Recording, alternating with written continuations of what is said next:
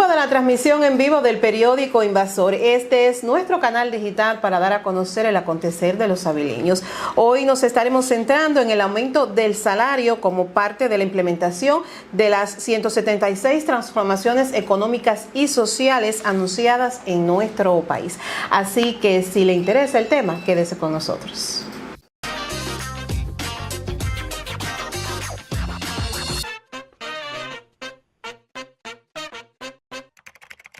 Ya está en el set de entrevista del periódico Invasor José Luis Rodríguez, quien es profesor de Legislación Laboral y Seguridad Social del IPEL.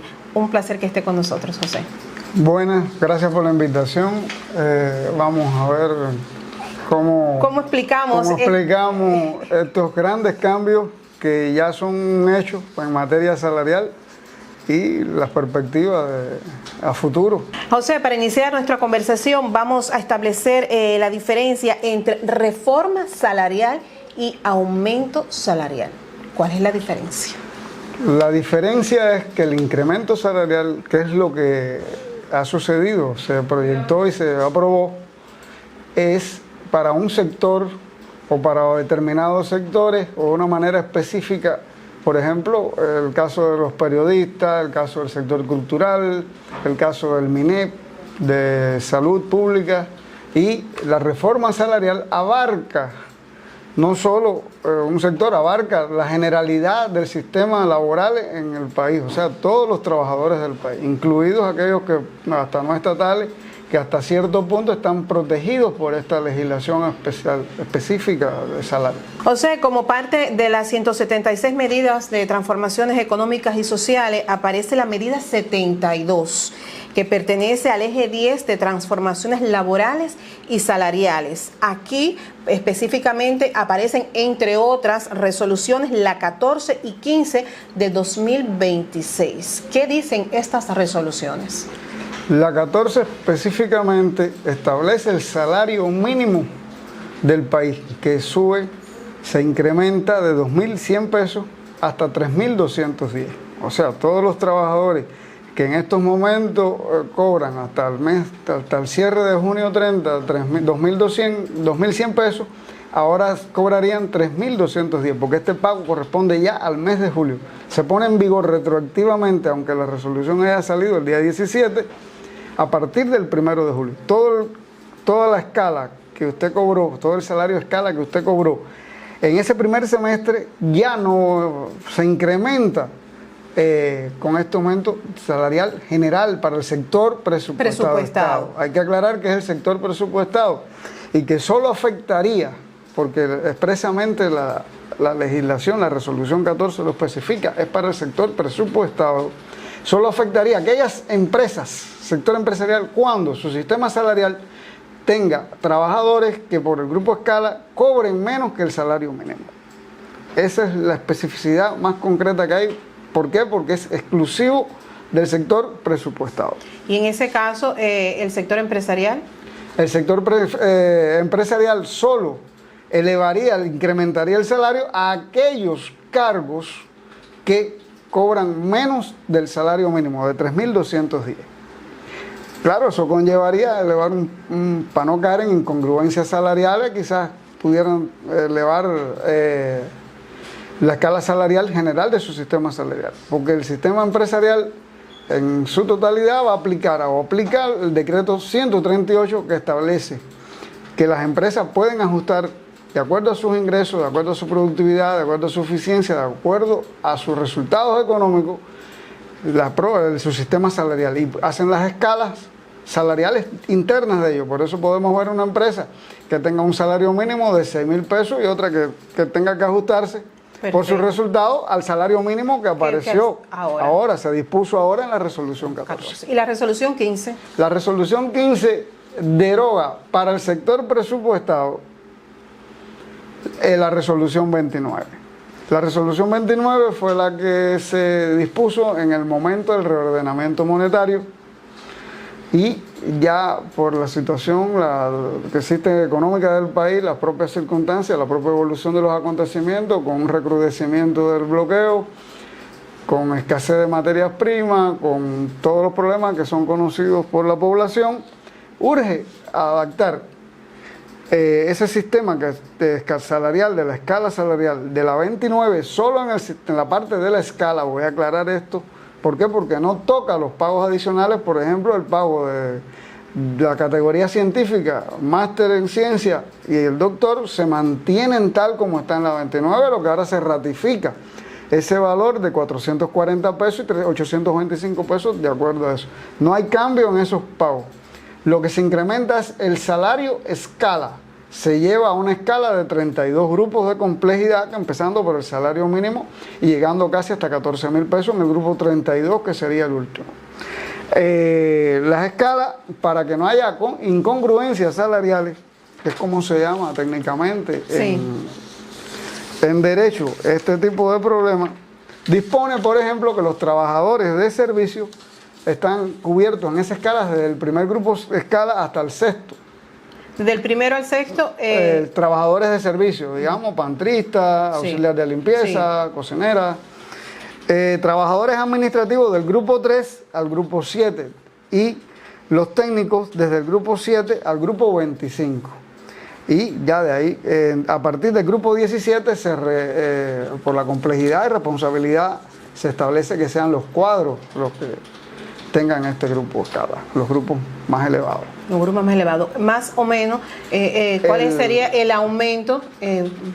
Bueno, vamos a partir porque todo el mundo va a decir, ¿por qué dijiste 2.485 pesos, por ejemplo, de un grupo escala 17 que gana 4.610 hasta 7.045? Sin embargo, el salario mínimo subió 1.110. Eso depende de la complejidad del cargo, pero los incrementos están en el orden del 50% aproximadamente promedio entre el salario escala anterior de la 29 y el salario que se establece ahora en la resolución 15. O sea, un médico de segundo grado especialista va a cobrar de 5.810 a 8.000, más de 8.880 pesos. El país está consciente de que no cubre la canasta básica, de que no cubre quizás completamente las necesidades materiales, pero digamos que lo que se puede hacer en este momento, bajo estas condiciones, es esto. Voy a aclarar otra cuestión que es importante. El salario mínimo ya se propuso en el anteproyecto y en el proyecto del Código de Trabajo y ya se ratificó en estas resoluciones. Va a ser revisado anualmente al menos. Que eso también va a provocar que va a haber variaciones en todo lo que hemos hablado. Puede elevarse de acuerdo al nivel de inflación, porque eso es lo que va a determinar en última instancia el incremento salarial que se puede o no se puede hacer. Y el resultado económico de la empresa y el resultado económico del país, la solvencia económica que puede adquirir en el sector productivo, que en definitiva es el que va a sostener este sector presupuestado conjuntamente con el pago de los tributos de todas las formas no estatales de gestión, que como bien lo dice el presupuesto, cubre esos gastos que tiene el Estado de protección ciudadana, de educación, de salud y de servicios varios que se brindan, que son presupuestados. El servicio de la ciencia, la técnica. Ya usted hablaba del sector de salud y una de las inquietudes que tuve la oportunidad de leer era precisamente cómo queda el sector de educación y salud. Ellos tienen resoluciones específicas donde se mantienen, ojo, se mantienen las disposiciones anteriores a la escala que se aprueba ahora. O sea, la resolución 4, si la memoria no me traiciona, del Ministerio de Trabajo de este año,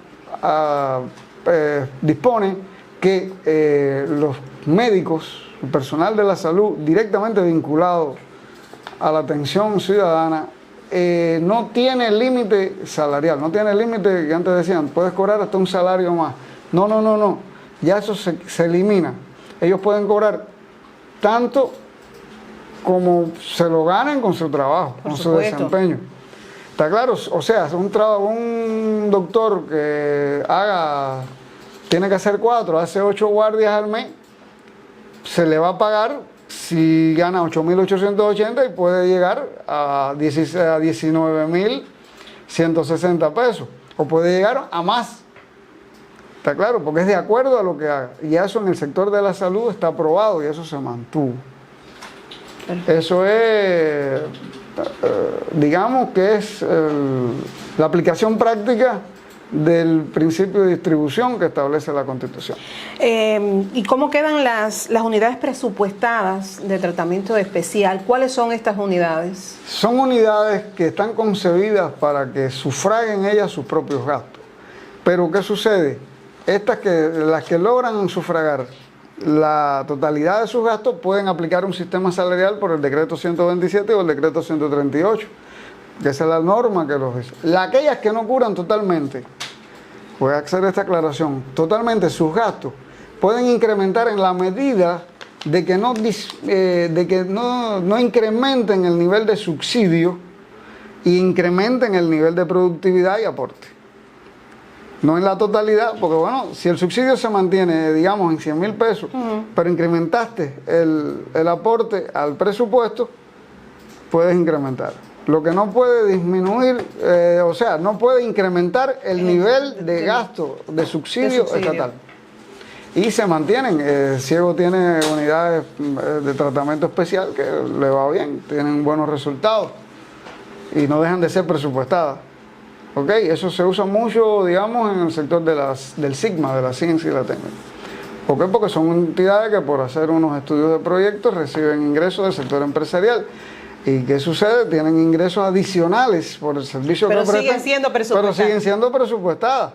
Porque cuando no tienen investigación, usted no puede decirle al doctor, no, usted no. Ese doctor tiene que seguir pensando, promoviendo un trabajo útil al país.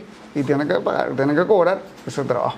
Y para aquellos trabajadores que se encuentren en estos momentos en servicio social, ¿cómo quedan? Se incrementa la escala. Digamos que aquel trabajador que proviene de nivel medio va a estar en la escala 7.